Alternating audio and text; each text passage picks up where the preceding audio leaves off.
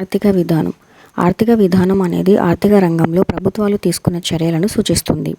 ఇది పన్నుల స్థాయిలు, ప్రభుత్వ బడ్జెట్లు, ద్రవ్య సరఫరా మరియు వడ్డీ రేట్లు, అలాగే కార్మిక మార్కెట్, జాతీయ యాజమాన్యం మరియు ఆర్థిక వ్యవస్థలో ప్రభుత్వ జోక్యాల యొక్క అనేక ఇతర రంగాలు సెట్ చేసే వ్యవస్థలను కవర్ చేస్తుంది.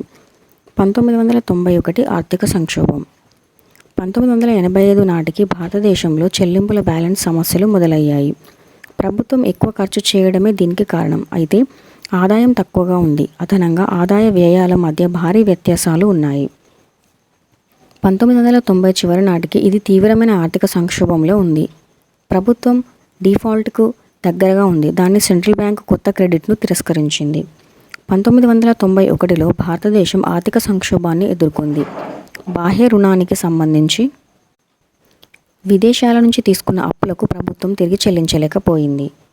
పెట్రోలియం మరియు ఇతర ముఖ్యమైన వస్తువులను దిగుమతి చేసుకోవడానికి మేము నిర్వహించే విదేశీ మారక నిల్వలు పక్షం రోజులకు కూడా సరిపోని స్థాయికి పడిపోయాయి. నిత్యావసర వస్తువుల ధరలు పెరగడంతో సంక్షోభం మరింత జటిలమైంది.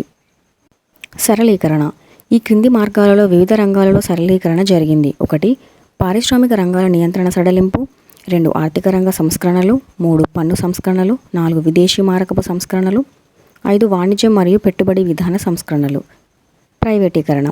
ప్రైవేటీకరణ అంటే ప్రభుత్వ రంగం నుండి ప్రైవేట్ రంగాలకు ఆస్తుల బదిలీ. ప్రైవేటీకరణ ఆర్థిక క్రమశిక్షణను మెరుగుపరచడంలో మరియు ఆధునికీకరణను సులభతరం చేయడంలో సహాయపడుతుంది. ఇది ఎఫ్డిఐల బలమైన ప్రవాహానికి సహాయపడుతుంది.